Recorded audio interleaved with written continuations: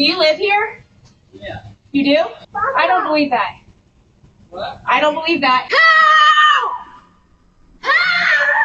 Well, guys, it's a tale as old as time. It seems like, I don't know, every 2 or 3 months, maybe, somebody on the internet goes viral for doing something that reveals something pretty bad about their character, which in turn ruins their life, and then they try and save it by doing some sort of apology or explaining what they did, and then that reveals something even worse about their character, and they ruin their life again. Happens all the time for some reason. And most recently, it's happened to this woman you're looking at here, Michelle Bishop, who was caught on a Ring doorbell committing what has got to be the most blatant example of racial profiling of all time. The story goes that she was walking through her neighborhood with her children, and she thought that a silver truck was following her, so feeling scared, she walked up to a house, started ringing on the doorbell, trying to get in, trying to get somebody to help her. The truck pulled into the driveway. The man driving asked, "Are you looking for somebody?" She questions the man, saying, "Do you live here?" He says, "Yes." She says, "I don't believe you," and she runs away screaming for help. What was this man doing, you may ask? He was pulling into his own driveway. Yeah, so in what I assume to be fucking Delulu Land, Ohio, and no, that's not an Ohio joke, I feel the need to clarify that. This really happened in Ohio. This woman thought it was appropriate to walk onto a random person's porch, tell a person in that home's driveway that they don't live here, and then run away screaming through the neighborhood saying that they're in danger, that they need help because, I don't know, somebody used their driveway the way it was intended. It's one of the most clear-cut, hey, look at me, this is what I really am videos of all time, and you're about to see it. So let's not waste any more time. Let's begin. Please subscribe.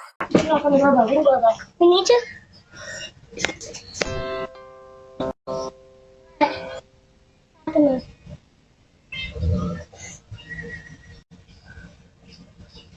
What's going on?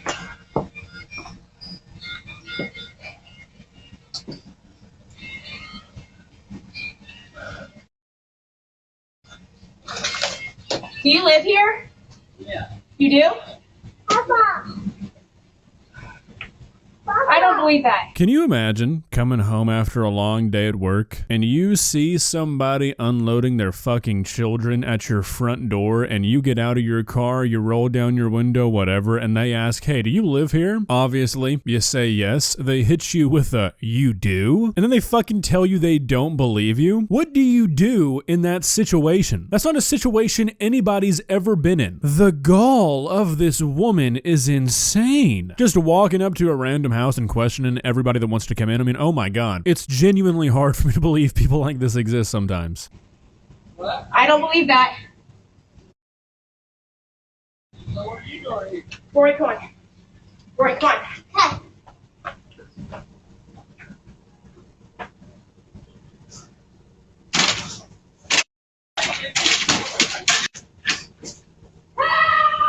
All right, so on the off chance, the 1% chance that this lady actually convinced herself that she was being followed and she didn't see who was in the truck, this had nothing to do with race, this would not be funny. Fortunately for us, I can almost guarantee you that's not the case. This lady witnessed literally nothing but a black man hop out of his car in his own driveway, and that was enough to send her screaming through the neighborhood, running away with her children. Obviously, the societal implications of that, not very funny. It's insane that people like this still exist. What's funny is getting to learn that a person this stupid exists on planet Earth.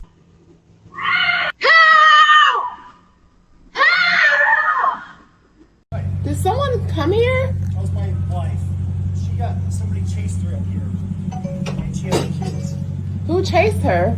She said somebody in a silver guy truck. in a gray truck, and he came So around the corner, I don't and know if you guys have a I was read. in the street, and so I come up, and I just have my kids, and so I'm gonna pretend that I'm coming home, and so I pull up, and I start walking to your back gate. Okay, so look, I've talked about this before in similar sort of videos. As a man, I recognize that I cannot fully relate to all of the struggles that women go through, the day-to-day things that women have to think about that the average man just doesn't. So look, I can recognize that walking down the street as a woman at night with your children, you likely experience more stress than a man does, okay? However, if a person driving through your neighborhood makes you this nervous, makes you this scared, maybe it's time to move where other people don't live. Or maybe it's time to just stay inside, like, for good. She admits here that he wasn't even doing anything. He just turned onto the street that he lives on, and that was enough to elicit this reaction from her. That is not normal. I'm sorry. That's a little much. And he stops here and he goes, "Are you looking for someone?" And I said, "Nope." And then he sat here and I was like, "I need to get in." Well, that's my husband. That's why he lives here. Yeah. He lives here. So he came in and he said there was a lady screaming. And I'm like, that's... She got all worried that some. Scared the crap out of me. How? Yeah. I'm so sorry. How did he scare you, I though? had a feel. I just seen her in the driveway and I was like, "Are you looking for somebody?" Because I was pulling up out And I home. saw someone walking in our driveway, too. And I'm like, why is someone walking in our driveway? Well, I'm sorry. It's genuinely just insane to me how some people view the world. Like, she's actually sitting here defending herself. Has absolutely no right to be defending this, saying she was scared. She had no real reason to be. She is describing what has got to be like a top 10 most normal thing of all time. A person driving through a neighborhood? I don't think that it can possibly get any more normal than that. Like, maybe breathing is above that, but people existing in the places that people live, it's pretty normal. For her to never even think, you know what, I'm like on somebody's porch right now, I'm banging on somebody's door, ringing their doorbell, maybe I'm the one who's acting strange. For that thought to never even cross her mind, pretty telling. All right, sorry. What? I don't She said that someone was following her. So you were walking from there? You came this way, didn't you? No, I came down this street right here. Yeah. And I was riding slow because I'm looking at our Christmas lights. Well, you just have to understand my point of view. Being by myself with 2 kids, I just saw a car coming, and so I was like, "Oh, it scared me," and so I just pulled up here, and I kept thinking, this could be his house.